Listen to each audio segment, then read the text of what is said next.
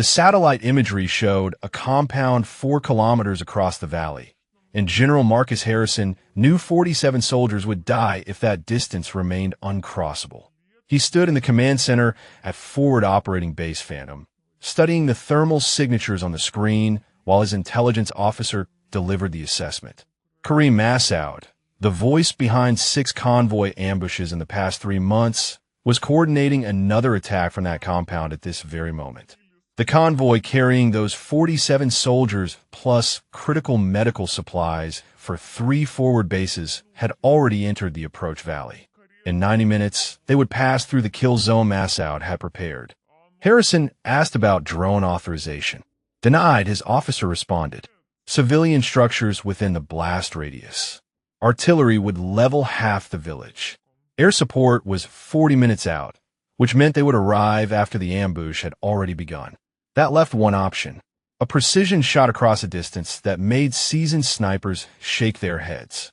"Give me every marksman on this base," Harrison ordered. "Every sniper, every designated shooter, anyone who has ever qualified expert with a rifle. I want them on that ridge in 15 minutes." 400 meters from the command center, in a corrugated metal building that housed ammunition crates and supply manifests, a woman named Maya Redhawk paused her inventory count. The radio on the shelf beside her crackled with urgent traffic, and she listened to the distance being discussed. 3,800 meters. Possibly more, depending on wind calculations. She set down her clipboard and walked to the doorway, looking toward the ridge where figures were already gathering with long rifles and spotting scopes. Maya had counted ammunition for 6 years across 4 deployments. She knew the weight of every rifle round in the American arsenal, knew which lots of match-grade ammunition produced the tightest groups, knew things about ballistics that the men carrying those rifles had never thought to ask. She also knew that none of them would make that shot. Not because they lacked skill, but because they were calculating for European terrain, sea-level atmospherics, winds that moved in straight lines. This valley did none of those things. She thought about the distance as she watched them set up. 4 kilometers was roughly 2.5 miles. If you grew up somewhere like Los Angeles or Chicago or Houston, that distance might seem abstract, just a number on a map. But Maya grew up on the Pine Ridge Reservation in South Dakota, where the nearest neighbor lived exactly that far away across open prairie. She learned to read wind patterns across that distance before she learned to read books, because her grandfather believed that understanding the land came before understanding anything written by people who had never seen it. Where did you grow up? She wondered. What distances shaped the way you see the world? The radio crackled again. First sniper in position. Range confirmed at 3,847 meters. Maya almost smiled. They were already wrong. The compound sat on a slight rise that the topographical maps failed to capture. The actual distance was closer to 3,852 meters. 5 meters might not matter at normal engagement ranges. At this distance, 5 meters was the difference between a hit and a miss that landed in the dirt. She began walking toward the ridge. Not to shoot, not yet, but to watch. To see what they did wrong, so she would know exactly what to do right when the moment came. Because the moment would come. It always did. Men who dismissed her eventually ran out of options, and options were running out fast on this particular morning. A corporal intercepted her 50 meters from the sniper position. Vance, according to his name tape. He served as spotter for Master Sergeant Kellerman, the senior sniper on base, and his expression suggested he found her presence somewhere between amusing and irritating. "Supply building is back that way," he said, gesturing with his thumb. "This area is restricted to mission-essential personnel." Maya stopped walking. She asked about the wind calculations being used for the shot. She asked whether anyone had accounted for the thermal layers that formed when morning sun heated the eastern slope. She asked if the spotters had noticed the way dust devils formed at the valley floor, indicating a spiral wind pattern rather than the linear crosswind their charts assumed. Vance stared at her for a moment, then laughed. He told her that supply clerks should stick to counting boxes and let the professionals handle the shooting. He told her that Kellerman had 73 confirmed kills and did not need advice from someone whose job was making sure they had enough toilet paper. He told her to go back to her building and stay out of the way. Maya did not argue. She had learned years ago that arguing with men like Vance accomplished nothing except making them more certain of their own superiority. Instead, she walked to a position 200 meters behind the sniper line, retrieved a pair of binoculars from her cargo pocket, and began her own observation of the valley. She watched the smoke rising from cooking fires in the village below. She watched the flight patterns of birds adjusting to currents the snipers could not see. She watched and calculated and waited. The first shot rang out 11 minutes later. Through her binoculars, Maya saw the impact crater in the dirt 200 meters short of the compound. The bullet had dropped through a thermal layer the shooter had not anticipated.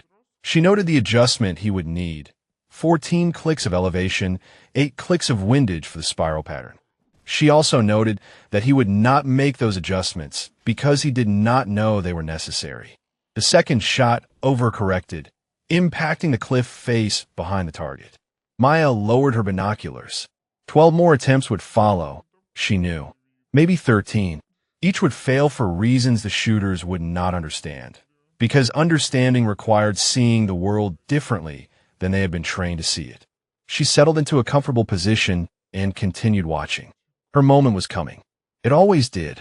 Private First Class Danny Torres had been a spotter for 11 months, and he had never seen Master Sergeant Kellerman miss twice in a row. Now he watched through his scope as the third shot impacted the rocky slope beneath the compound, kicking up a plume of dust that drifted east on winds the ballistic tables said should not exist. He called out the correction. Kellerman adjusted. The fourth shot sailed high, catching a thermal updraft that carried it over the target by nearly 100 meters. Kellerman rolled away from his rifle and gestured for the next shooter. Staff Sergeant Morton took position, a SEAL team veteran with 73 confirmed kills across 4 deployments. Morton had a reputation for impossible shots, for finding targets through sandstorms and darkness and chaos. He settled behind his custom rifle, a weapon he had carried for 6 years and knew better than he knew his own heartbeat. Torres provided the data: wind speed, humidity, barometric pressure, angle of declination. Morton processed it all, made his adjustments, and squeezed the trigger. The round punched through empty air and buried itself in the compound wall, 15 meters left of the window, where Kareem Massoud sat coordinating the ambush. Torres noted the impact point in his logbook.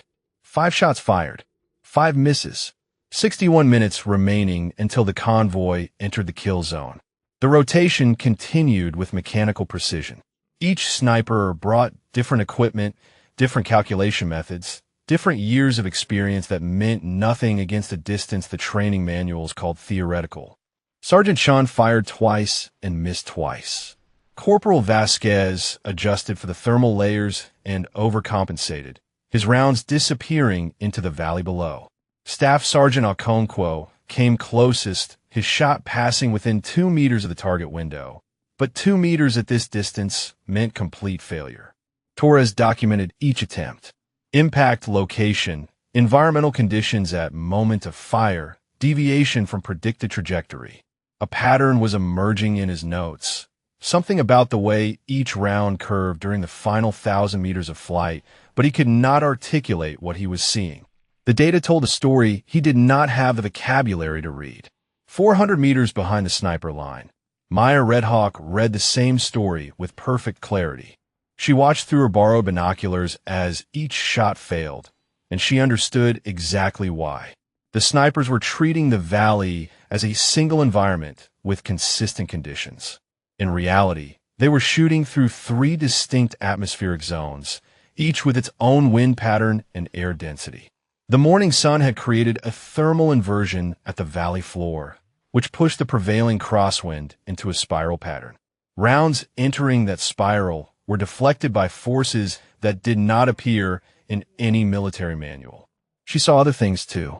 The smoke from cooking fires in the village rose straight for the first 50 meters, then bent sharply east as it hit the second atmospheric layer.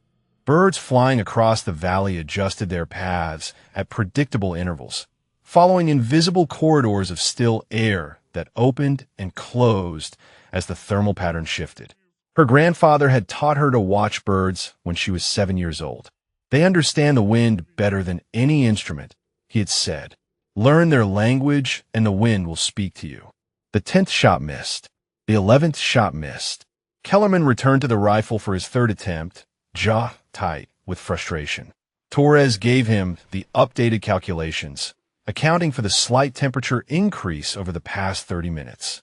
Kellerman fired. The round dropped through the thermal inversion and impacted the dirt 230 meters short. He stood and walked directly toward Maya. She did not move from her observation position as he approached. His boots crunched against the rocky ground, each step carrying the weight of wounded pride and mounting desperation. He stopped 3 feet from her and demanded to know why she was still here. He reminded her that she had been told to return to the supply building. He asked if she had a hearing problem or just a problem following orders. Maya lowered her binoculars. She told him his calculations were wrong. She told him about the 3 atmospheric layers, about the spiral wind pattern, about the thermal inversion that was deflecting every round fired through it. She told him that standard ballistic tables assumed linear wind movement because they were developed for firing ranges in temperate climates with predictable conditions. This valley followed different rules. Kellerman's face reddened. He stepped closer, close enough that she could smell the coffee on his breath and see the vein pulsing at his temple. He told her to shut up. He told her that supply clerks did not lecture designated marksmen about ballistics. He told her that if she said another word, he would have her written up for interfering with a combat operation. Maya said nothing. She simply raised her binoculars and resumed watching the valley. Kellerman stood there for a long moment, waiting for her to argue, to defend herself, to give him a reason to follow through on his threat. When she offered nothing, he turned and stalked back to the sniper line. The 12th shot missed by 40 meters. The 13th shot missed by 60. Torres checked his watch and felt his stomach drop. 34 minutes remained.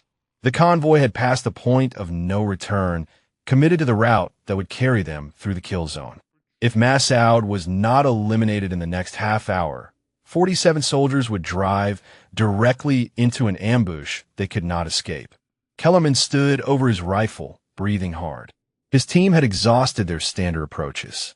They had tried different calibers, different ammunition lots, different calculation methods. Nothing worked. The distance was simply too great, the conditions too complex, the target too precisely positioned in the one spot where conventional marksmanship could not reach. Torres looked back toward the supply building and saw the woman still watching through her binoculars. He wondered what she was seeing that they were not. He wondered if it mattered. He wondered if any of them would be able to live with themselves when the convoy went silent and the after-action report started asking why 13 trained snipers could not make a single shot count. The radio crackled with an update from command. General Harrison wanted a status report. Kellerman picked up the handset and delivered the news that no commander wanted to hear. 13 attempts. 13 failures. No viable options remaining. There was a long pause on the other end of the line. Then Harrison asked a question that changed everything. Are there any other snipers on this base? Anyone at all? General Harrison set down the radio handset and stared at the map on his wall. 47 names were attached to that convoy. 47 soldiers with families waiting for them to come home, with letters half-written and video calls scheduled in futures that depended on the next 29 minutes. He had sent men into difficult situations before. He had written condolence letters and attended funerals and carried the weight of command decisions that cost lives. But he had never stood in a room full of equipment and personnel and options while being told that none of it could save the people counting on him. His aide, Lieutenant Colonel Foster, waited by the door. Harrison turned to her and asked for a full personnel roster. Every soldier on this base with any marksmanship qualification, not just snipers, anyone who has ever demonstrated exceptional accuracy with a rifle. Foster pulled up the database on her tablet and began scrolling. She read names and qualifications aloud. Designated marksmen already on the ridge. Competition shooters who had not fired a weapon in months. A helicopter pilot who held expert badges from 3 different qualification cycles. None of them possessed the skills needed for a shot at this distance. Harrison pressed further. What about training records? Anyone flagged for advanced marksmanship programs? Anyone recommended for Scout Sniper School? Foster adjusted her search parameters. A moment later, her scrolling stopped. She read the entry twice before speaking. There was one anomaly in the system. A supply specialist named Maya Redhawk had been recommended for Scout Sniper School 4 years ago. Her basic training marksmanship score was 298 out of 300, the highest in her entire battalion. The recommendation was approved by her battalion commander, then administratively closed 6 months later without explanation. She was reclassified as a supply specialist and had remained in that role ever since. Harrison asked who closed the recommendation. Foster traced the paperwork chain. The signature belonged to Master Sergeant Kellerman, who had served as a training NCO at the same installation where Redhawk completed her advanced individual training. The general absorbed this information in silence. He thought about the 13 missed shots, about Kellerman's confidence, about the way systems sometimes buried people who did not fit expected patterns. Then he issued an order that surprised even himself. Bring her to me. Now. 2 minutes later, Maya Redhawk approached the command center with a military police escort on either side. She had not resisted when they found her on the ridge. She had simply handed her binoculars to the nearest soldier and followed without questions. She knew this moment was coming. She had known it since the first shot missed. Kellerman intercepted them 30 meters from the entrance. He positioned himself between Maya and the command center door, addressing Harrison through the open window. "General," he said, "this is a waste of valuable time. She is a supply clerk. Whatever her scores were in basic training, she has not fired a rifle in a combat capacity in 6 years. The convoy will be in the kill zone in 26 minutes. We should be developing alternative options, not entertaining fantasies about desk personnel making shots that trained snipers cannot." Harrison walked out of the command center and stood face to face with his senior sniper.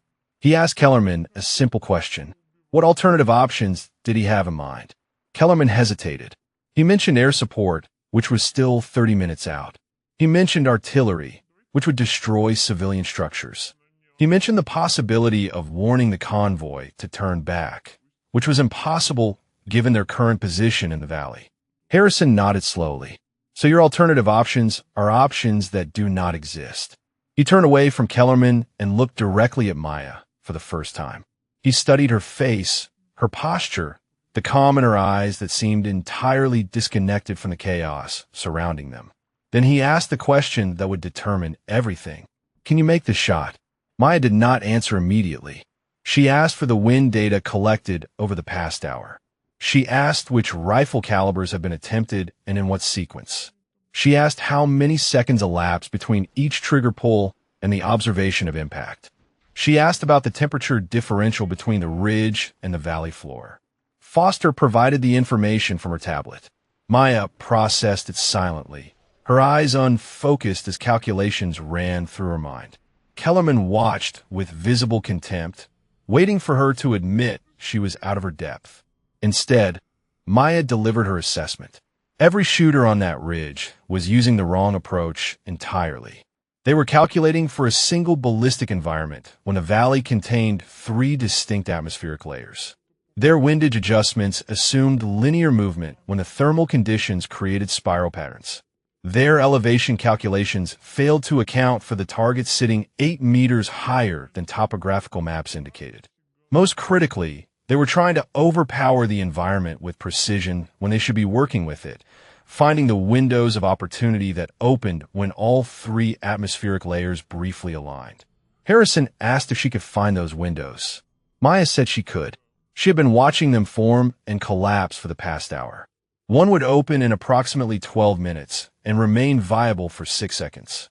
Kellerman stepped forward, his voice tight with barely controlled anger. "General, you cannot seriously be considering this. She has no combat deployments as a marksman. She has no verified kills. She's making claims about atmospheric conditions that contradict everything we know about ballistic science. Maya turned to face him directly for the first time. She asked how many of his verified kills were made at distances exceeding 2,000 meters. Kellerman did not answer. She asked if his ballistic science had produced a single successful shot this morning. He remained silent. Harrison made his decision. He told Maya to take position on the ridge. He told Kellerman to provide her with whatever equipment she requested. He told Foster to clear all non-essential personnel from the firing line. 24 minutes remained. Maya walked toward the ridge where 13 failures had written the opening chapters of what could become a tragedy. She intended to write a different ending. Maya reached the firing position and did something that made every sniper on the ridge question General Harrison's judgment. She sat down, not behind her rifle, not in a shooting stance, but cross-legged on the rocky ground with her eyes closed and her palms resting on her knees. The posture belonged to a meditation retreat, not a combat operation with 23 minutes remaining on the clock. Kellerman started toward her, his mouth already forming an objection. Harrison raised one hand without looking at him. The master sergeant stopped mid-stride, his face a mask of frustrated disbelief. Maya kept her eyes closed for nearly a full minute. She was not meditating. She was listening. The wind carried information that instruments could not capture, frequencies and patterns that registered in the body before the mind could name them. Her grandfather had called it the old listening, the way their ancestors tracked game across distances that European settlers considered impossible. You cannot see everything, he had told her when she was 12 years old, but you can feel everything if you learn to stop trying so hard. She opened her eyes and began speaking. Torres scrambled for his notebook as she described what she was perceiving. 3 thermal layers divided the valley into distinct atmospheric zones. The morning sun had been heating the eastern slope for 4 hours, creating a column of rising air that pushed against the prevailing crosswind. Where those two forces met, the air did not simply deflect. It spiraled. Every round fired through that spiral would curve in ways that linear calculations could not predict. She pointed toward the village at the valley floor. The cooking smoke told the story clearly. It rose straight for 50 meters, then bent sharply east, then rose again before bending west. 3 layers. 3 different wind patterns. A bullet traveling 4 kilometers would pass through all 3. Torres asked how anyone was supposed to calculate for conditions that changed 3 times during a single shot. Maya told him the answer was not calculation. It was timing. The layers shifted constantly, but they shifted in patterns. Twice every hour, the thermal currents aligned for a few seconds, creating what she called a corridor, a path of relatively stable air that stretched from the ridge to the compound. Miss the corridor and the shot was impossible. Find a corridor and the shot became merely very difficult. She stood and examined the rifles arranged along the firing line. Kellerman's custom weapon, Morton's precision rig, a half-dozen variations on the same theme, each representing the pinnacle of military marksmanship technology. Maya rejected all of them. She asked if anyone on the base possessed a Chaytak M200 chambered in .408 caliber. Torres remembered the weapon immediately. A private military contractor had carried one through the base 8 months ago before being detained for operating outside his authorized zone. The rifle had been confiscated and placed in the armory pending disposition. As far as Torres knew, no one had touched it since. Maya asked him to retrieve it. Torres looked at Kellerman, who offered no guidance, then at Harrison, who nodded. The young private sprinted toward the armory while Maya continued her observation of the valley. 7 minutes later, Torres returned with a Chaytak and 3 boxes of match-grade ammunition. Maya took the rifle and began her inspection. She checked the barrel for obstructions, tested the action, examined the scope mounts for any sign of loosening. Then she did something that made Kellerman audibly scoff. She held the rifle against her cheek and closed her eyes again, feeling the weight distribution, the balance point, the way the weapon wanted to settle in her hands. She asked Torres to spot for her. Kellerman objected immediately. Torres was a spotter. If anyone was going to support this circus, It should be someone whose career could afford the association with failure. Harrison overruled him again. Torres moved into position beside Maya as she began adjusting the scope. Kellerman watched her dial in settings that contradicted everything he knew about long-range shooting. She was using windage calculations that assumed the wind would change direction twice during the bullet's flight. She was setting elevation for a target 8 meters higher than the maps indicated. She was making adjustments for air density based on altitude measurements she had estimated by watching how quickly the cooking smoke dispersed. He told her the scope settings were wrong. He told her the standard ballistic tables existed for a reason, developed by experts with decades of experience and millions of dollars in research funding.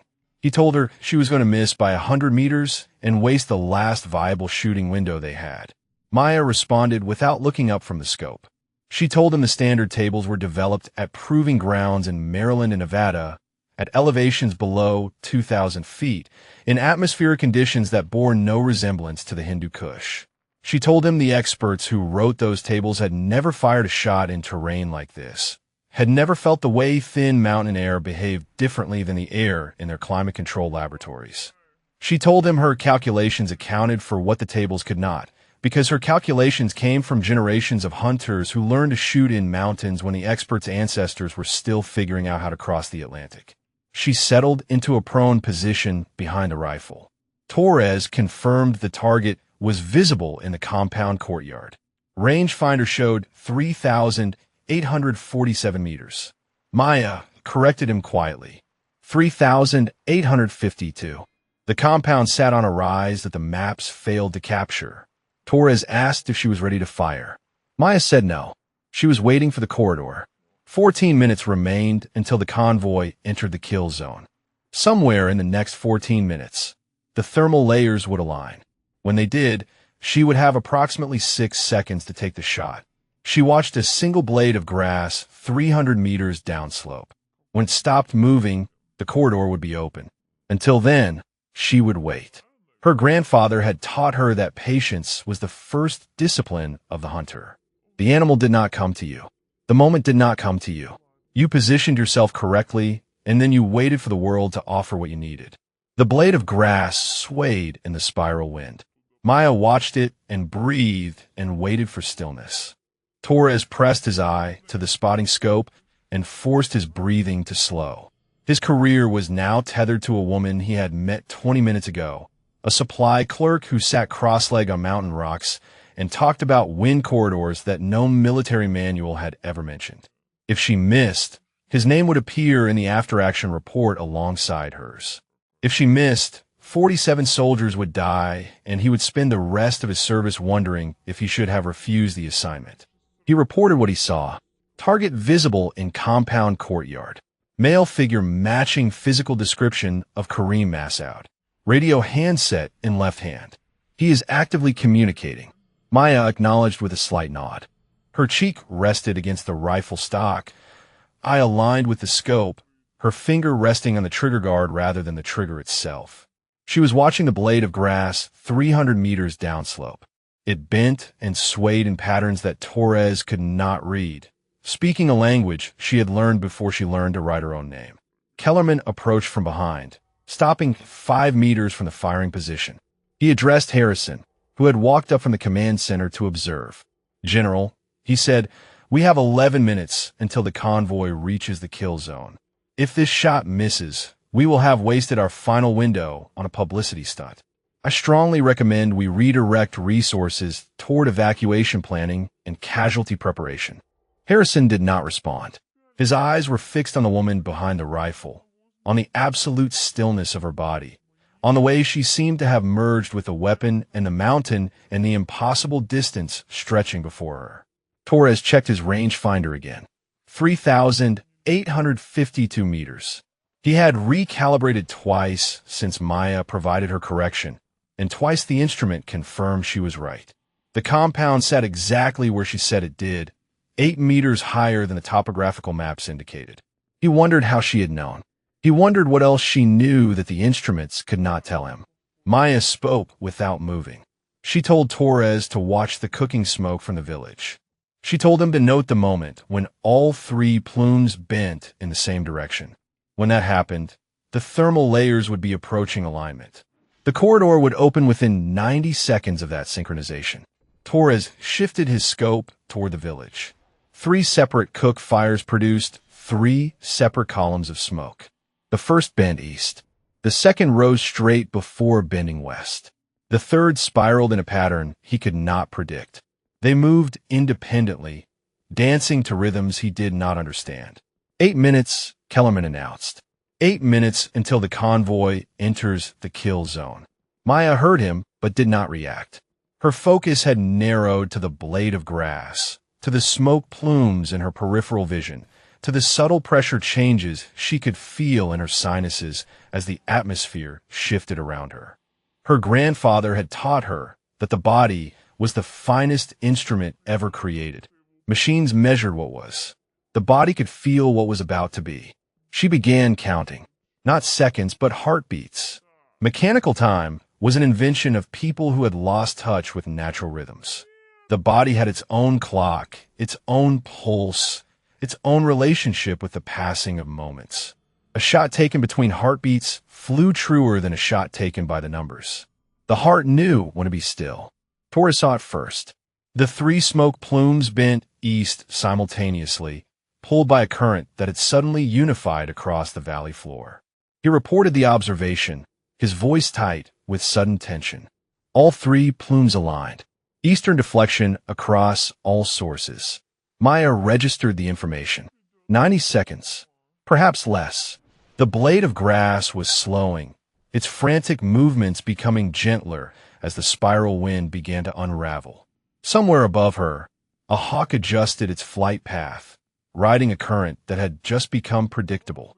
Kellerman checked his watch. 7 minutes to kill zone. Harrison said nothing. He had made his decision, and he would live with the consequences. Command meant accepting outcomes you could not control, trusting people whose abilities you could not verify, believing in possibilities that others dismissed as impossible. Torres kept his eye pressed to the scope. Massoud had moved to the window, still speaking into his radio. The ambush was being coordinated in real time. Fighters were probably already in position along the convoy route, waiting for the signal that would turn a mountain road into a killing ground. The blade of grass trembled once and went still. Maya shifted her finger from the trigger guard to the trigger. She exhaled slowly, emptying her lungs in a controlled stream that her grandfather had called giving your breath to the wind. At the bottom of the exhale, in the space between heartbeats, her body achieved perfect stillness. Torres watched through his scope. He saw Massoud raise the radio to his mouth. He saw the man's lips move, issuing orders that would determine whether 47 Americans lived or died. He saw the window frame, the courtyard walls, the exact spot where a bullet would need to arrive to end this threat forever. 6 seconds, Maya whispered. The corridor was open. The 3 atmospheric layers had aligned into a single coherent path. For 6 seconds, the impossible distance became merely improbable. She counted heartbeats. 1. Her finger applied pressure to the trigger. 2. The slack disappeared from the mechanism. 3. The firing pin waited for release. 4. The world contracted to a single point of focus. 5. Everything she had ever learned, everything her grandfather had taught her, everything the military had refused to recognize, condensed into the space between one heartbeat and the next. Between 5 and 6, she fired. The rifle's report echoed across the valley like thunder from a clear sky. Maya held her position, eyes still pressed to the scope, body still locked in the perfect stillness that her grandfather had taught her to find. The bullet was traveling now, crossing distance at speeds the human mind could barely comprehend, but even supersonic velocity needed time to cover nearly 4 kilometers. 6.3 seconds. An eternity compressed into a handful of heartbeats. Torres counted without meaning to. 1 second. The round was passing through the first atmospheric layer, the relatively stable air above the ridge, where calculations still resembled something from military manual. 2 seconds. It entered the thermal zone where morning sun created rising currents that had defeated every previous shot. 3 seconds. The spiral wind that had pulled 13 rounds off course wrapped around the bullet, but Maya had calculated for this, had aimed where the target would not be when she fired because she knew where the wind would carry her round. For seconds, the bullet descended through the third layer, the cooler air near the valley floor where cooking smoke rose straight before bending. 5 seconds. Terminal velocity adjusted for thin mountain atmosphere, for angles no proving ground had ever tested, for conditions that existed only in places like this and in the minds of people who had learned to read them. 6 seconds. Torres saw the impact through his scope, and the word tore from his throat before his brain could form a conscious thought. Hit. Karim Massoud's head snapped backward. The radio fell from his hand, clattering against the courtyard stones. His body crumpled in the boneless way that only bodies without life remaining could crumple, collapsing against the window frame before sliding to the floor. The man who had coordinated 6 convoy ambushes, who had killed 23 American soldiers over the past 3 months, who had been speaking orders into that radio at the moment of his death, would never speak again. Torres was screaming now, the professional composure of a trained spotter abandoned entirely. Target down. Target down. Confirmed hit. Target is down. The words spread across the ridge like wildfire. Soldiers who had watched 13 failures grabbed radios and repeated the confirmation. The command center erupted with activity as Harrison ordered immediate assessment of the ambush force. Without Massoud's coordination, the fighters positioned along the convoy route had lost their command structure. Satellite imagery showed figures emerging from concealed positions, confused, leaderless, scattering into the mountains rather than holding for an attack that no longer had direction. The convoy rolled through the kill zone 6 minutes later. 47 soldiers passed the point where they were supposed to die, where carefully positioned fighters had been waiting for a signal that would never come. They did not know how close they had come. They would not learn until days later that a single shot from a distance, most of them could not conceptualize, had rewritten the outcome of their day. Harrison lowered his binoculars and turned to look at Maya. She had not moved from her position behind the rifle. Her breathing had returned to normal, her body relaxing from the absolute stillness that the shot required, but she made no move to stand or celebrate or acknowledge what she had just accomplished. She simply lay there, eyes still pressed to the scope, watching the compound where a dead man's radio sat silent on blood-stained stones. Kellerman stood 15 meters away. His face had lost all color. His hands hung at his sides, empty of the confidence that had filled them an hour ago when he had dismissed the supply clerk and assured everyone that his team would handle the impossible shot. He had witnessed something that his training told him could not happen, performed by someone his judgment had told him could not perform it. The foundations of his professional identity had cracked, and he did not know how to stand on the rubble. Maya finally moved. She sat up slowly, rolling her shoulders to release tension that had accumulated during the long minutes of waiting. She removed the magazine from the Chaytak and cleared the chamber, rendering the weapon safe with the automatic precision of someone who had handled rifles since childhood. Then she did something that surprised Torres more than the shot itself. She closed her eyes and whispered words in a language he did not recognize. Lakota, though he would not learn this until later. A prayer her grandfather had taught her, spoken over every animal taken in the hunt. Not a celebration of the kill, but an acknowledgement of the life that had ended. Even an enemy deserved recognition that his spirit had departed. Even an enemy had been someone's son. She opened her eyes and stood.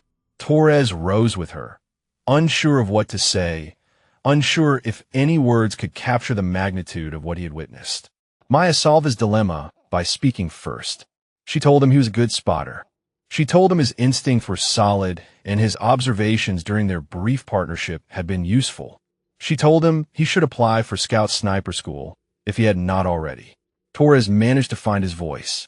He asked how she had known, how she had calculated what 13 trained snipers could not, how she had seen the corridor when their instruments showed nothing but chaos.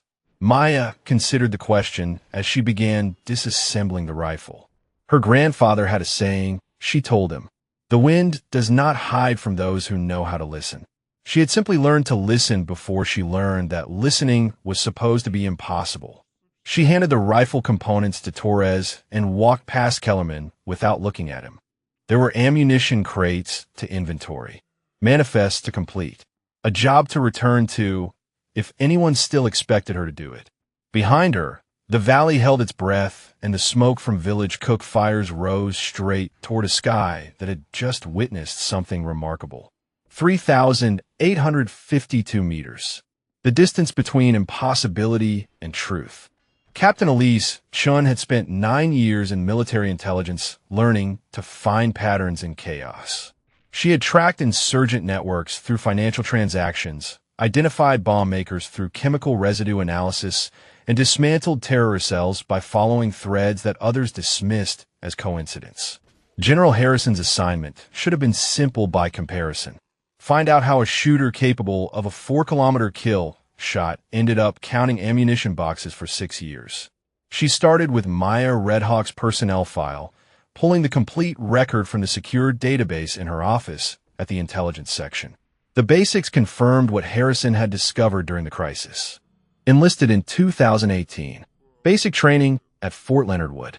Marksmanship qualification score of 298 out of 300. Chun paused at that number. She had seen thousands of qualification scores during her career. Anything above 270 was considered exceptional. 298 placed Maya in a category that most soldiers never reached and many instructors never witnessed. The recommendation for Scout Sniper School appeared exactly where Foster had found it. Written by Captain David Torres, Maya's company commander during advanced individual training. Chun read the assessment twice. Torres had called Maya a generational talent, a phrase military officers did not use lightly. He noted her unusual ability to read environmental conditions, her patience, her capacity to calculate variables that other shooters never considered. He recommended immediate assignment to the Scout Sniper Pipeline with the observation that delaying her development would be a disservice to the Army. The battalion commander approved the recommendation without modification. The paperwork moved through proper channels. Assignment orders were drafted, and then nothing.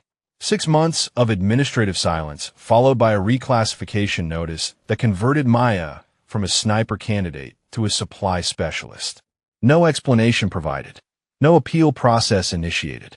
Just a signature at the bottom of a form that redirected a remarkable career into a warehouse full of crates. Chun traced the signature. Master Sergeant Gerald Kellerman, training NCO at Fort Leonard Wood during the same period Maya completed her advanced training. The coincidence might have meant nothing. NCOs signed hundreds of administrative documents. Reclassifications happened for legitimate reasons, ranging from medical issues to personal requests to shifting organizational needs. But Chun had learned to distrust coincidence. And this particular coincidence involved the same man who had dismissed Maya on the ridge, who had tried to prevent her from taking the shot, who had watched her succeed at something he insisted was impossible. She pulled Kellerman's service record and began cross-referencing. His career spanned 22 years across multiple duty stations. He had served as a training NCO 3 times, a sniper team leader twice, and a senior instructor at the Army Marksmanship Unit for 18 months. His evaluations were consistently strong. His reputation was that of a demanding professional who maintained high standards. Chun was not looking for obvious failures. She was looking for patterns in the negative space, the absences that revealed shape through what was missing rather than what was present. She created a search algorithm that identified every soldier whose training records intersected with Kellerman's assignments and whose career trajectories had experienced unexplained redirections. The results populated her screen over the next hour. Most were unremarkable. Soldiers who washed out for documented reasons. Soldiers who requested transfers. Soldiers whose performance declined after promising starts. But 3 names stood apart from the rest. Sergeant First Class Danny Whitehorse. Navajo. Exceptional marksmanship scores during basic training. Recommended for sniper school by his drill sergeant. Application denied by Kellerman with the notation lacks temperament for precision roles. No disciplinary record. No performance issues. Currently serving as a transportation NCO at Fort Campbell. Corporal Rebecca Crowfeather. Cheyenne. Qualified expert on every weapon system in her unit. Submitted a packet for a competitive marksmanship team. Packet returned without action while Kellerman served as the reviewing authority. Currently assigned to administrative duties in Germany. Staff Sergeant Marcus Redhorse. Lakota. No relation to Maya, despite the similar surname. Top graduate of his basic training cycle. Received a conditional acceptance to the Army Marksmanship Unit that was rescinded after what the file called administrative review. The reviewing official was Kellerman. Currently working as a mechanic at Fort Bliss. 3 indigenous soldiers with exceptional shooting abilities. 3 careers that stalled at the exact moment they intersected with Gerald Kellerman. 3 patterns that looked random in isolation but formed a clear image when viewed together. Chen picked up her secure phone and dialed the number listed in Danny Whitehorse's personnel file. He answered on the 4th ring, his voice carrying the wariness of a soldier receiving an unexpected call from an intelligence officer. She identified herself and explained that she was investigating personnel practices that may have affected his career.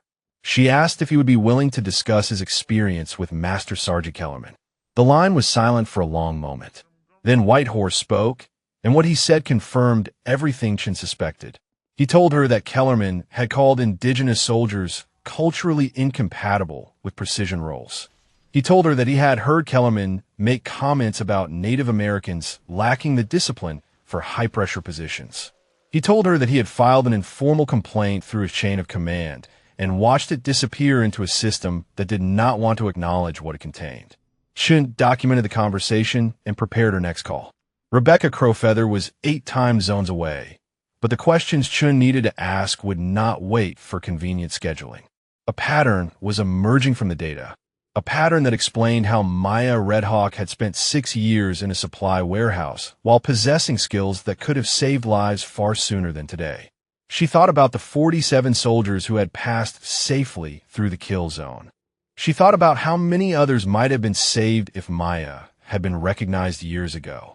She thought about the cost of prejudice measured not in abstractions, but in bodies and blood and futures that ended too soon. The investigation was just beginning. Danny Whitehorse sat across from the video camera in a borrowed office at Fort Campbell, his hands folded on the table in front of him with the deliberate stillness of a man who had learned to contain his emotions in professional settings. Captain Chen watched his face on her screen as he recounted the story he had carried for 6 years. He told her about growing up on a Navajo reservation in New Mexico, about learning to shoot from his uncle who had served as a Marine Scout sniper in Vietnam. He told her about winning the state high school shooting championship 3 years in a row, about recruiters who promised him a path to the elite units where his skills would matter.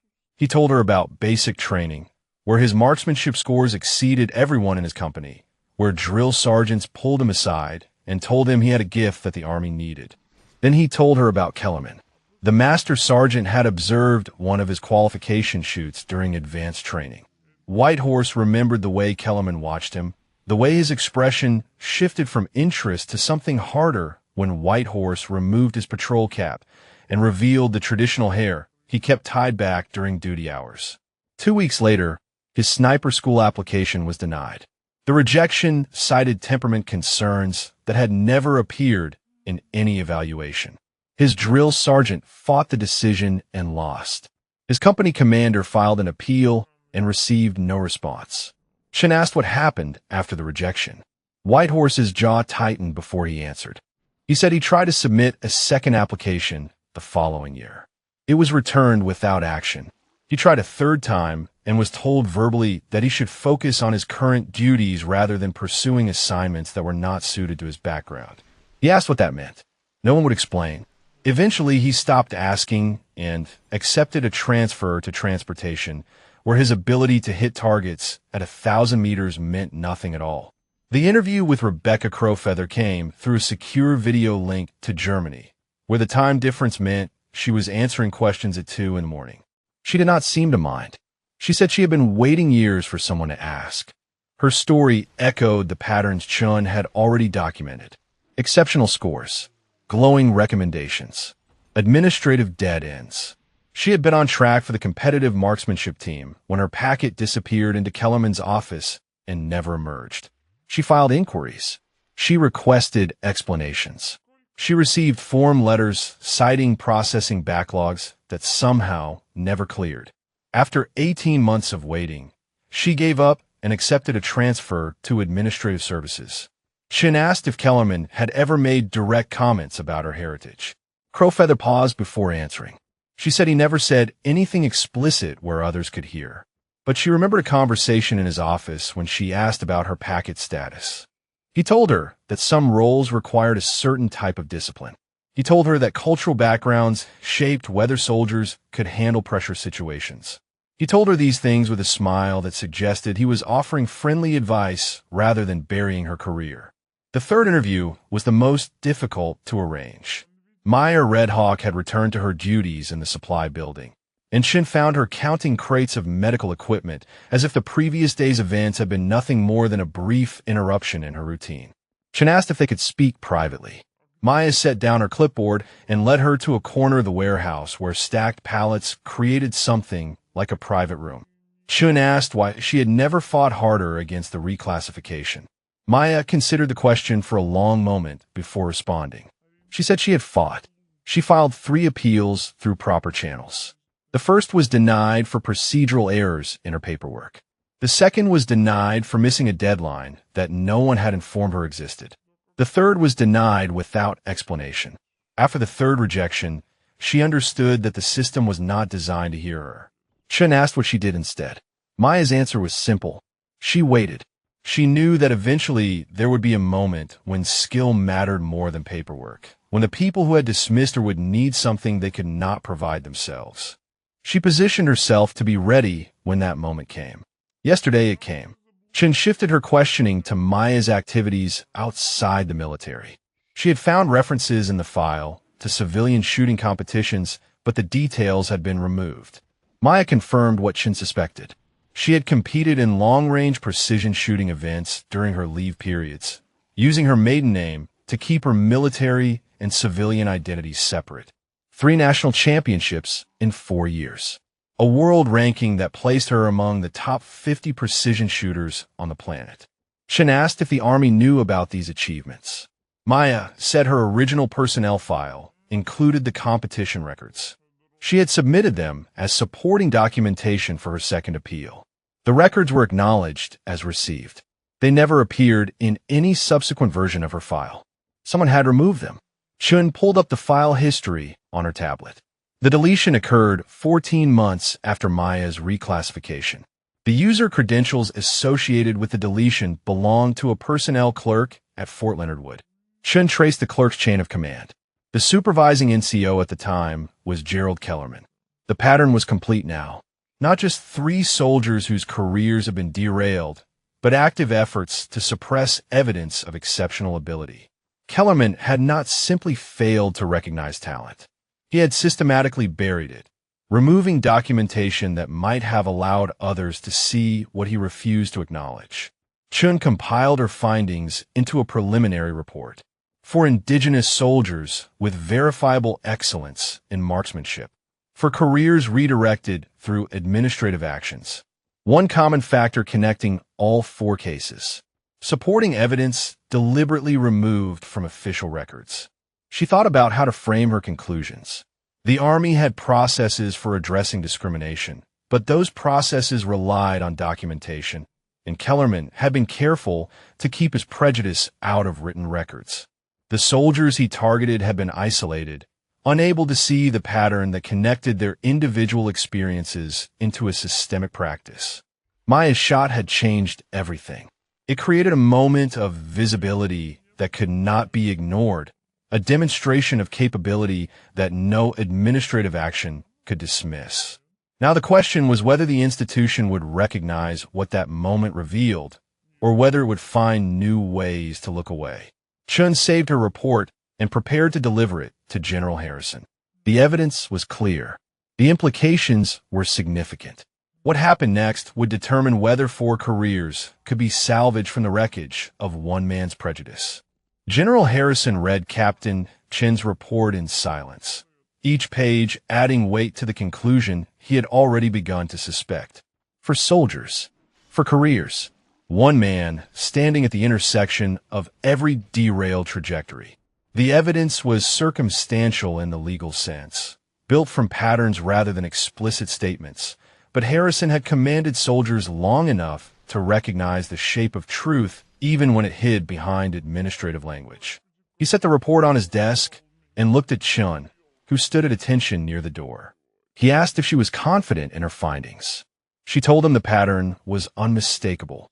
She told him about the deleted competition records, about the consistent targeting of indigenous soldiers, about the verbal statements White Horse and Crow Feather had reported. She told him that Kellerman had not simply failed to recognize exceptional talent. He had actively worked to bury it. Harrison nodded slowly. He told Chun to remain in the adjacent observation room. He told her to document everything she witnessed. Then he picked up his phone and summoned Master Sergeant Kellerman to his office. Kellerman arrived 7 minutes later, his uniform pressed and his bearing confident. He had spent the past 24 hours processing the events on the ridge, constructing a narrative that preserved his professional reputation. The shot had been lucky. The conditions had shifted at exactly the right moment. The supply clerk had made a $9 million attempt that happened to succeed. He was prepared to acknowledge her contribution while emphasizing that his team had provided the foundational support that made the attempt possible. He saluted and waited for Harrison to speak. The general did not invite him to sit. Instead, Harrison slid Chen's report across the desk and told Kellerman to read it. The master sergeant picked up the document and began scanning the pages. His expression shifted as he progressed through the findings. The confident set of his jaw loosened. The certainty in his eyes flickered and dimmed. By the time he reached the final page, his face had become a mask of controlled tension. Harrison asked if Kellerman had anything to say. The master sergeant set the report back on the desk and squared his shoulders. He said the findings were based on coincidence. He said administrative decisions were made for legitimate reasons that did not always appear in official documentation. He said cultural background was a valid consideration when evaluating soldiers for high-pressure roles because different cultures emphasize different values, and some values align better with precision marksmanship than others. Harrison let him speak without interruption. When Kellerman finished, the general asked a simple question. He asked Kellerman to explain how Maya Redhawk, a soldier he had dismissed as unsuited for precision roles, had just made a shot that 13 trained snipers could not replicate. Kellerman's response came slower this time. He said the shot was anomalous. He said extreme distance shooting involved variables that could not be controlled or predicted. He said luck played a larger role than most people acknowledged. Harrison shook his head. He told Kellerman about Maya's civilian competition record, 3 national championships, world ranking in the top 50, consistent performance at distances exceeding 3,000 meters. He told Kellerman that these records had been in Maya's file until someone deleted them. He told Kellerman that the deletion was traced to a clerk working directly under his supervision. The master sergeant said nothing. His hands, which had been steady throughout his career, developed a slight tremor at his sides. Harrison pressed forward. He asked about Danny Whitehorse, whose application Kellerman had rejected, citing temperament concerns that appeared nowhere in any evaluation. He asked about Rebecca Crowfeather, whose marksmanship team packet had vanished into Kellerman's office and never emerged. He asked about Marcus Redhorse, whose acceptance to the Army Marksmanship Unit had been rescinded after Kellerman's administrative review. For indigenous soldiers, Harrison said, for exceptional shooters, for careers that stalled at the exact moment you had authority over their futures. Explain that pattern to me. Kellerman's composure finally broke. His voice dropped to something barely above a whisper as words emerged that he had never spoken aloud to anyone in uniform. He told Harrison about his father, Staff Sergeant William Kellerman, killed in 1987 during an operation in Central America. The patrol had relied on intelligence from a local scout, a man with indigenous heritage who had promised safe passage through hostile territory. The intelligence was wrong. Whether through incompetence or betrayal, no one ever determined. The patrol walked into an ambush. 7 soldiers died, including Kellerman's father. He was 11 years old when the notification team came to his door. He grew up with his father's medals in a shadow box on the wall and questions that no one could answer. When he joined the army, he carried those questions with him. When he encountered soldiers who reminded him of the scout who had failed his father, he found reasons to redirect them away from positions where their failures might cost other soldiers their lives. Harrison listened without expression. When Kellerman finished, the general spoke quietly. He acknowledged the tragedy of losing a father. He acknowledged that grief could shape a person in ways they did not fully understand. Then he told Kellerman that personal trauma did not excuse 20 years of systematically destroying careers based on ethnic heritage. He told Kellerman that the soldiers he had targeted had nothing to do with an intelligence failure in 1987. He told Kellerman that Maya Red Hawk had just saved 47 lives while he stood on the ridge, insisting she could not be trusted. The consequences came next. Kellerman was relieved of duty effective immediately. His security clearance was suspended pending investigation. He would face a formal board of inquiry on charges related to discrimination and abuse of authority. His access to personnel systems was revoked. His weapons were to be surrendered to the armory within the hour. Kellerman accepted each pronouncement without protest. The fight had left him somewhere between the first page of Chen's report and the moment he spoke his father's name aloud. He saluted, turned, and walked toward the door. Harrison stopped him with a final observation. He told Kellerman that Maya Red Hawk had been watching from the adjacent room. He told him that she had heard everything, including the story about his father. He told him that she had asked to be present because she wanted to understand why her career had been taken from her. Kellerman paused at the door, but did not turn around. He asked if she had said anything after hearing his explanation. Harrison told him what Maya had said. She said she felt sorry for him. She said grief was a weight that could crush a person if they let it turn outward instead of processing it honestly. She said she hoped he would find peace someday, even though he had stolen 6 years of her life trying to bury his own pain. Kellerman walked out without another word. The door closed behind him with a sound like a chapter ending. In the adjacent room, Maya Red Hawk watched him go and felt nothing like triumph. Only the quiet sadness of witnessing a man whose wounds had become weapons aimed at people who had never hurt him. The report reached the Pentagon within 48 hours, transmitted through secure channels that carried its contents from a forward operating base in Afghanistan to offices where generals and policymakers would determine what it meant for the institution they served. General Harrison had written his summary with deliberate precision, presenting facts without editorial commentary, letting the evidence construct its own argument. A supply specialist had made a shot at 3,852 meters.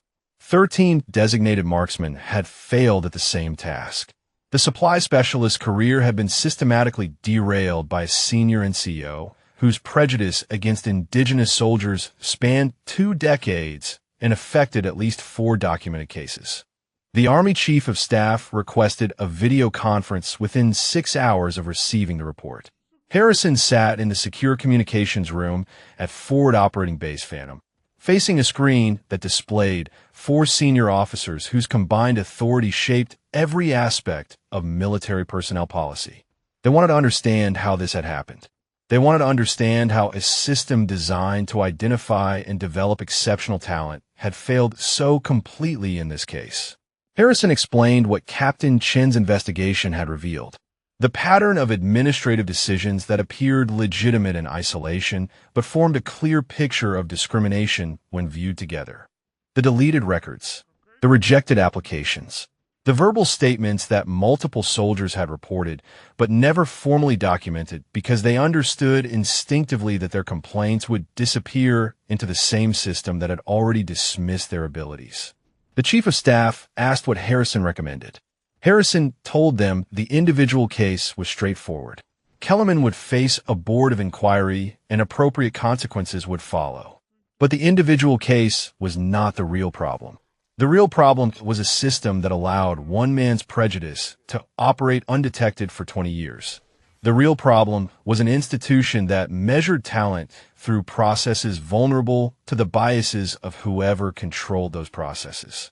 He recommended a comprehensive review of sniper school selection procedures with particular attention to candidates whose applications had been denied through administrative channels rather than performance-based evaluation. He recommended an audit of personnel actions involving indigenous soldiers across all combat specialties. He recommended training programs that addressed unconscious bias in evaluation and selection processes. He recommended that Maya Red Hawk and the other affected soldiers receive immediate consideration for the positions they had been denied. The generals listened and asked questions and made notes. By the end of the conference, they had authorized everything Harrison requested. The scope of the review would extend beyond sniper selection to encompass all elite training pipelines. The audit would examine 10 years of personnel data. The training programs would be developed in consultation with experts in organizational bias and implemented across all branches. Word of the shot had already begun spreading through unofficial channels. Soldiers talked. Stories traveled. A supply clerk making an impossible kill at 4 kilometers was too remarkable to contain within classified briefings. Journalists began requesting information through military public affairs offices. The Army faced a choice between controlling the narrative and watching it escape entirely. Public affairs officers contacted Maya directly, asking if she would participate in media coverage of her achievement. The request came with assurances of positive framing, of emphasizing her exceptional skill and the dramatic circumstances of the shot. They mentioned potential interviews with major networks, feature articles in military publications, a story that would inspire recruiting efforts for years to come. Maya declined. She told them the attention should go to the soldiers whose careers had been affected by the same prejudice that delayed hers. She told them Danny Whitehorse and Rebecca Crowfeather and Marcus Redhorse deserved platforms more than she did. She told them she did not want to be a symbol of anything except the importance of recognizing talent regardless of its packaging. If the Army wanted to tell a story, it should tell the story of institutional failure and institutional correction, not the story of one fortunate shot. The public affairs team was surprised by her response. Most soldiers welcomed recognition for exceptional performance. Most soldiers understood that visibility created opportunities for advancement and influence. Maya seemed uninterested in either. She asked only to be assigned to a position where her actual skills could be utilized rather than buried in a warehouse. That assignment arrived 3 weeks later. Official orders directed Specialist Maya Red Hawk to report to the Scout Sniper School at Marine Corps Base Quantico, not as a student, but as an instructor. The orders came with a promotion to sergeant and a mandate to develop curriculum for advanced marksmanship techniques incorporating non-traditional methodologies. Someone at the Pentagon had read Chen's report carefully and understood that Maya's value extended beyond her personal shooting ability. She possessed knowledge that the military had never systematically captured, techniques passed down through generations of hunters who learned to read terrain and weather in ways that European marksmanship traditions had never developed. Maya read the orders in the supply building where she had spent 6 years waiting for a moment that would matter. The crates around her held ammunition she would no longer count, equipment she would no longer inventory, manifests she would no longer file. A chapter of her life was ending, one defined by patience and quiet preparation and faith that the world would eventually offer what she needed. She thought about her grandfather, about the lessons he had given her on the Pine Ridge Reservation, about the way he taught her to see distance not as an obstacle, but as a relationship to be understood. He had been dead for 8 years now, buried on land their family had occupied for generations. She wished she could tell him that his teachings had finally found their proper home, that the Army which had tried to bury her was now asking her to share what he had given her. The other affected soldiers received their own corrections. Whitehorse was approved for Scout Sniper School and would begin training in the next cycle. Crowfeather received her long-delayed assignment to the competitive marksmanship team. Redhorse was offered reinstatement to the Army Marksmanship Unit with backdated seniority, reflecting where his career should have been. Not all wounds could be healed by administrative action, but the institution was trying to acknowledge the damage it had allowed. Maya packed her few personal belongings and prepared to leave the base where everything had changed. She did not say goodbye to Kellerman, who had been confined to quarters pending his board of inquiry. She did not seek recognition from the soldiers who had watched her take the shot. She simply filed her final inventory report, turned in her supply building keys, and walked toward a future that should have begun 6 years earlier. The distance between who she had been and who she was becoming measured something greater than meters. It measured the space between being seen and being invisible, between having voice and being silenced, between waiting for the world to change and finally being positioned to change it herself. The classroom at Scout Sniper School held 24 students arranged in rows of metal chairs, their notebooks open and their expressions carrying the particular blend of confidence and uncertainty that defined soldiers who had already proven themselves exceptional and were now being asked to become something more. They had survived the screening process, the physical assessments, the preliminary marksmanship evaluations that eliminated 80% of applicants. They believed they understood what it meant to shoot at distance. Sergeant Maya Redhawk was about to show them how much they had yet to learn. She stood at the front of the room without notes, without slides, without any of the visual aids that typically accompanied military instruction. The walls behind her held photographs of legendary snipers, men whose confirmed kills numbered in the hundreds, whose names appeared in history books and training manuals. None of them had made a shot at 3,852 meters. None of them had learned to read wind by watching birds before they learned to read words on a page. She began by asking a question. She asked how many of them had been taught that wind moved in straight lines. Every hand went up. She asked how many of them had been taught to calculate windage using standard tables developed at military proving grounds. Every hand remained raised. She asked how many of them had ever fired a shot in conditions where those calculations failed completely. A few hands lowered. The rest stayed up, belonging to students who had not yet encountered terrain that violated their assumptions. Maya told them that everything they had learned was correct for the environments where it was developed. Flat ranges at sea level with predictable atmospheric conditions. Controlled settings where variables could be isolated and measured. She told them those environments represented perhaps 10% of the places where they would actually be asked to shoot. The other 90% followed different rules, and those rules were not written in any manual they had been issued. She pulled up a topographical map of the valley in Afghanistan where she had made the shot. The students leaned forward, recognizing the terrain from briefings that had circulated through the sniper community. She traced the 3 atmospheric layers with her finger, explaining how morning sun created thermal inversions, how prevailing winds interacted with rising air to form spiral patterns, how bullets traveling through those patterns curved in ways that linear calculations could not predict. One student raised his hand and asked how anyone was supposed to account for conditions that changed 3 times during a single shot. Maya smiled slightly. She told him the answer was not better calculation. The answer was better observation. The instruments they carried measured what was happening at their position. They could not measure what was happening at the target or at any point along the 4 kilometers between shooter and impact. For that information, they needed to learn a different kind of seeing. She told them about watching smoke from cooking fires, about tracking bird flight patterns, about feeling pressure changes in their sinuses that indicated atmospheric shifts before instruments could register them.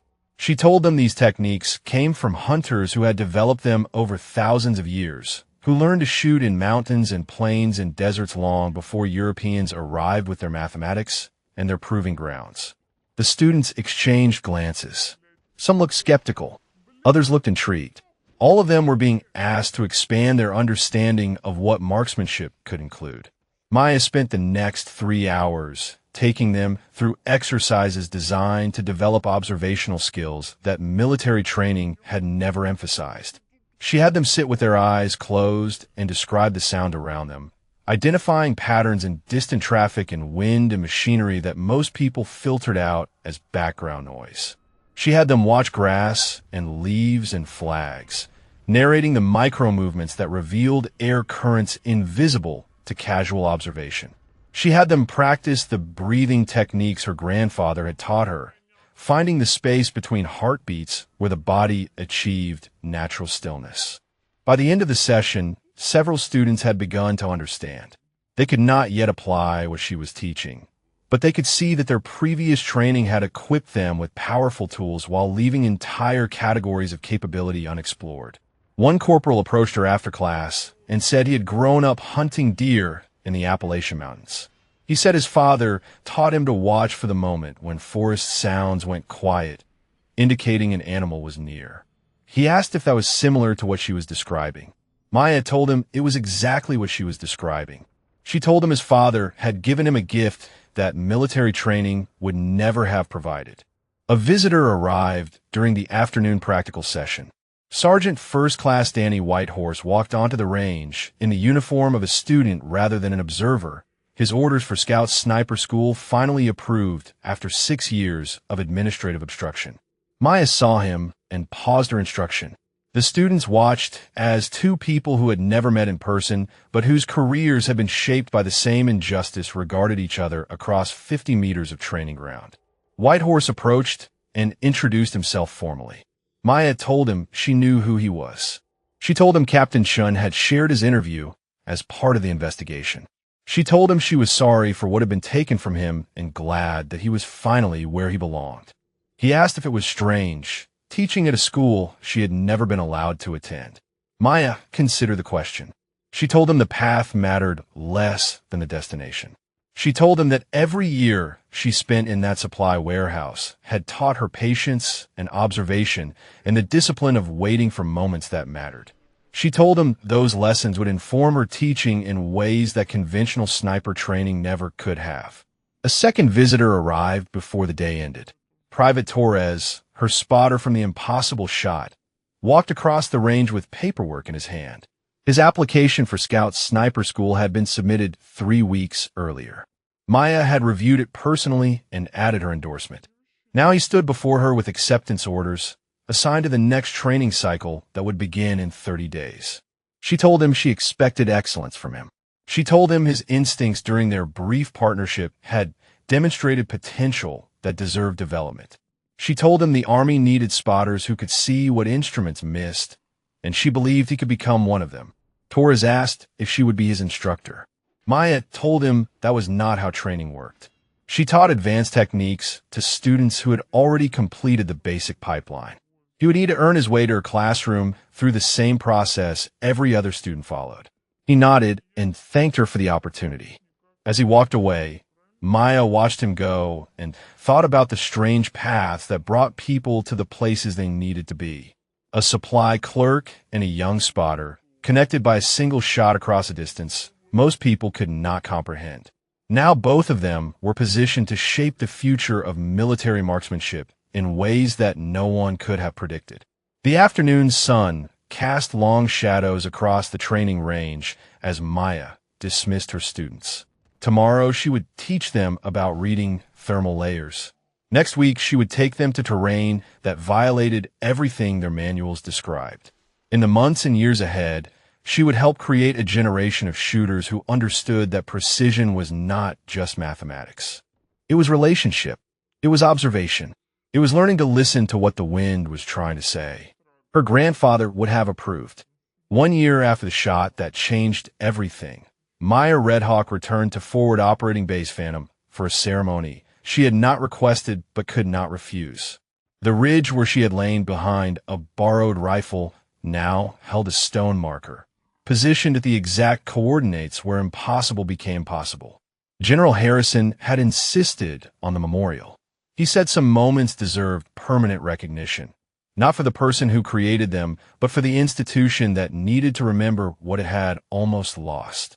The ceremony drew a crowd that surprised Maya with its size. Soldiers who had been stationed at the base during the shot stood alongside officers who had traveled from commands across 3 continents. Journalists documented the event from a respectful distance, their cameras capturing images that would accompany stories about transformation and recognition and the cost of prejudice measured in wasted years. At the center of the gathering, 47 soldiers formed ranks in dress uniforms, their presence testifying to what Maya's single round had preserved. Harrison approached the podium that had been erected beside the stone marker. He looked older than Maya remembered, the weight of command visible in lines that had deepened across his face. He began speaking without notes, his voice carrying across the ridge where 13 failures had preceded one success. He did not focus on the shot itself. The ballistics had been analyzed, the techniques documented, the records verified by experts who still struggled to explain how anyone could account for variables that their instruments could not measure. Instead, Harrison spoke about what the shot had revealed. He spoke about a system that had buried exceptional talent, because that talent came in a package that one man's prejudice could not accept. He spoke about 4 soldiers whose careers had been stolen by administrative actions that appeared routine until someone finally looked at the pattern they created. The Army was stronger, he said, when it recognized ability regardless of its source. They had failed Maya Redhawk for 6 years. They had failed Danny Whitehorse and Rebecca Crowfeather and Marcus Redhorse. They had failed every soldier who might have benefited from skills that were systematically suppressed. This memorial existed not to celebrate one shot, but to remind everyone who served that excellence could emerge from anywhere, and the institution's job was to find it rather than bury it.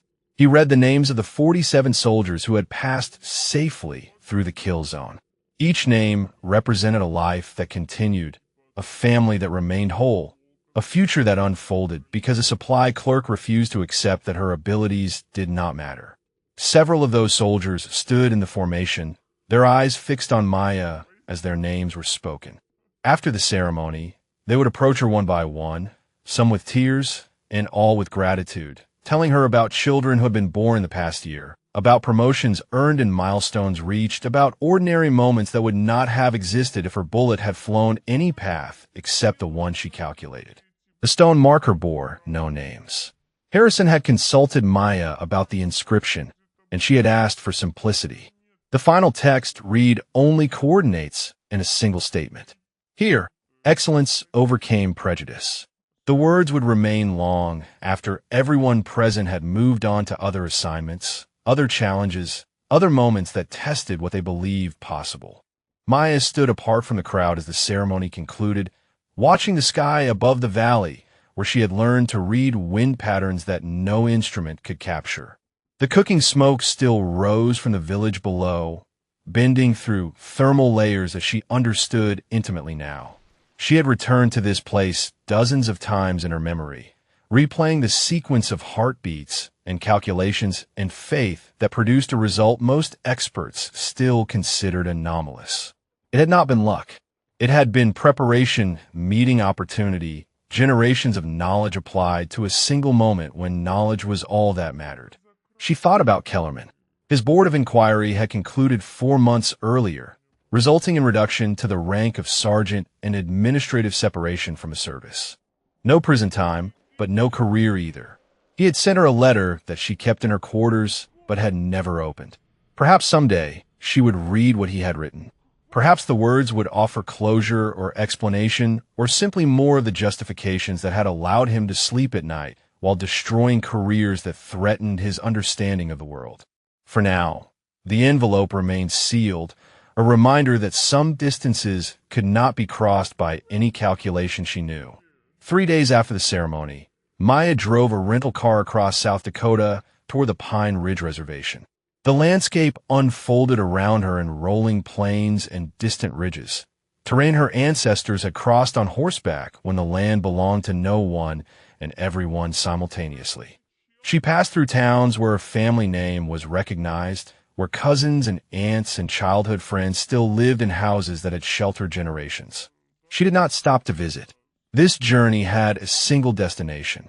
The cemetery occupied a hillside overlooking a valley that stretched toward horizons her grandfather had taught her to measure not in miles but in relationships. His grave sat beneath a cottonwood tree that had been young when he was buried and now spread branches wide enough to shade half the hillside.